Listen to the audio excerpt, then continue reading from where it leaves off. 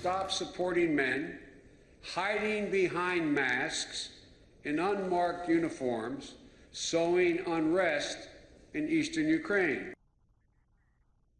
All right, folks, that was Joe Biden, Vice President, I believe it was yesterday, in Ukraine, and, laying down the law, giving an ultimatum, although it was far from an ultimatum, to Ukraine and telling them what they should stop doing.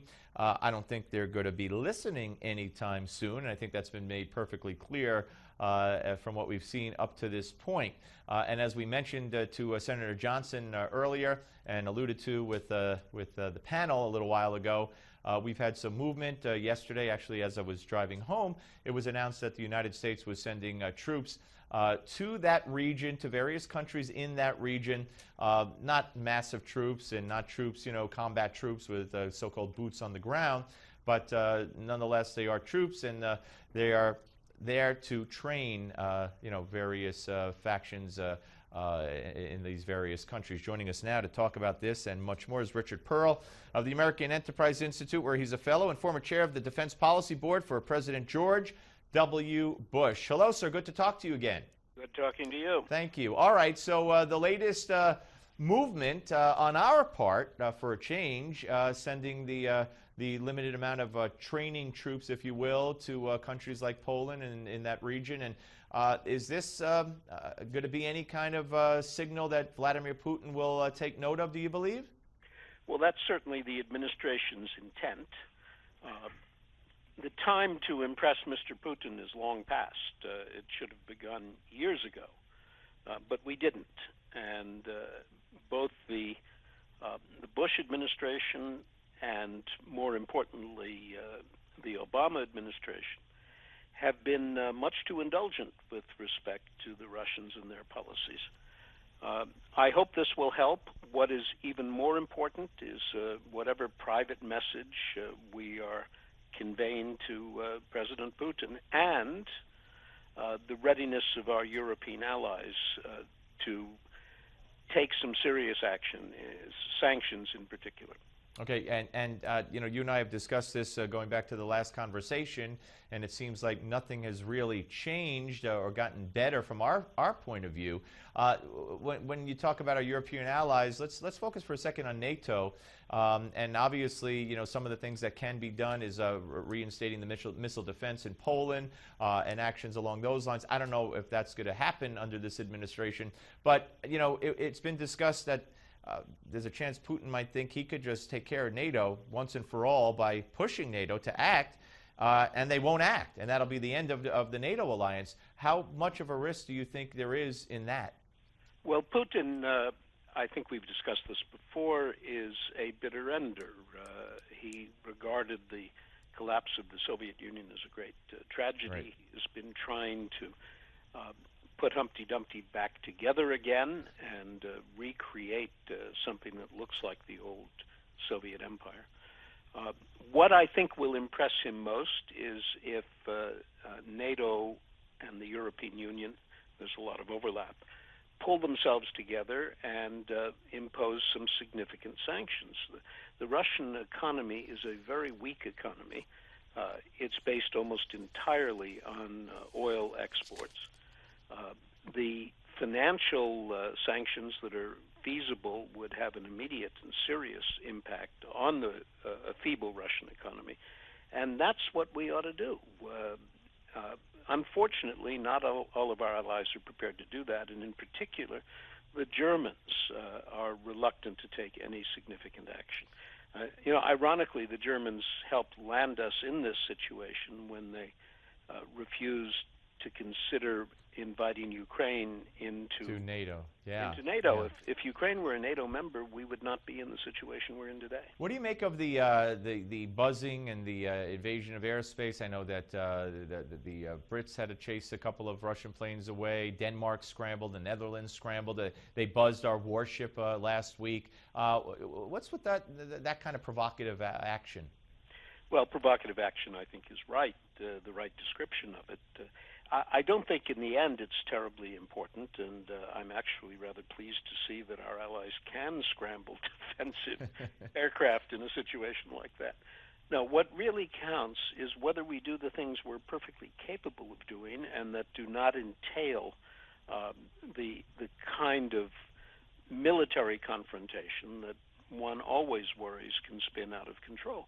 And financial sanctions on Russia are the obvious thing to do.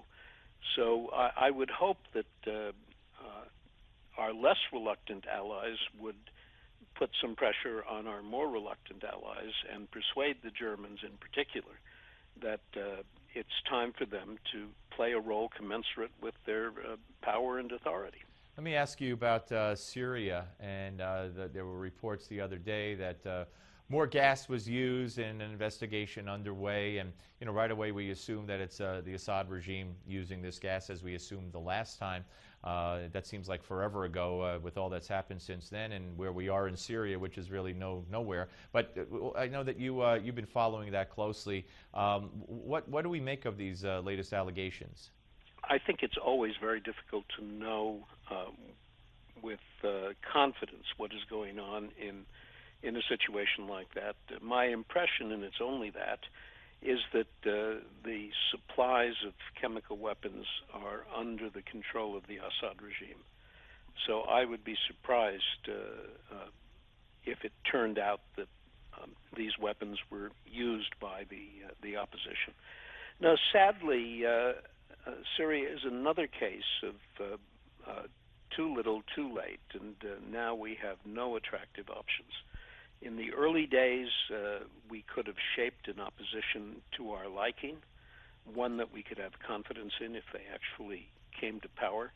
And now we're in the awful situation where if the rebels do come to power, we don't know what we'll get, and it could be very bad.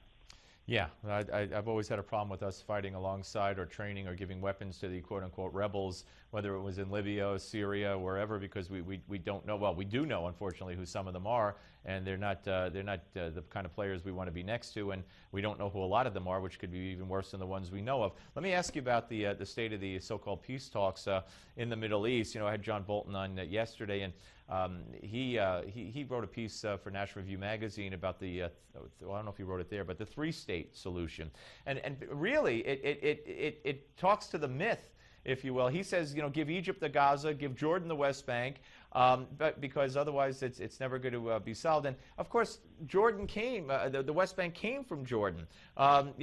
Jerusalem was taken from Jordan. Gaza was taken from Egypt. It was never taken from, quote unquote, the Palestinians. And also today we have a report, sir, of a unification of the PLO and Hamas. Well, what do you make of that? Well, I think there is a great deal more in common between the PLO and Hamas than either one, and each for its own reason, is ready to acknowledge. They play us very well in this regard. You have the good guy and the bad guy. The idea that they are fundamentally opposed on the issues that matter to us, I think, is only conjecture and probably wrong or largely wrong. Jordan certainly doesn't want the West Bank back. Right. They don't want it back because they don't want the Palestinians back. And there's no love lost between Jordanians and Palestinians, or for that matter, between Palestinians and Egyptians. The heart of this issue, and I think it's important to keep coming back to it, is are the Palestinians, as they are now led, by Hamas, by the PLO, by some combination, ready to accept the existence of a Jewish state?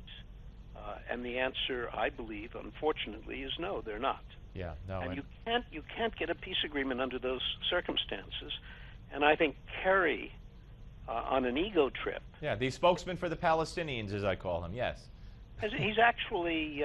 I don't think he's that. I think what he wants is an agreement. He doesn't care what the substance of the agreement is. He just wants an agreement because, like all of his predecessors, that is the golden ring of diplomacy.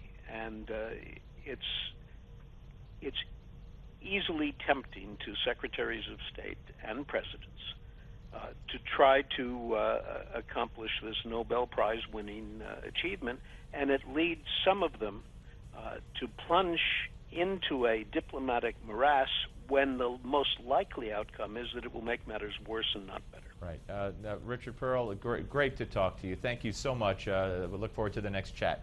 Always a pleasure. Thank you. All right, folks. When we come back on the Steve Malzberg Show, you know what's next. It's Gimme 5.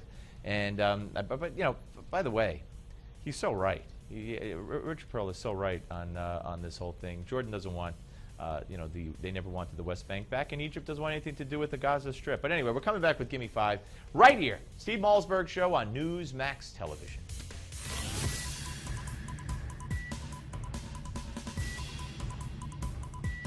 We don't just talk about the news, we talk to those making news. This is the Steve Malzberg Show.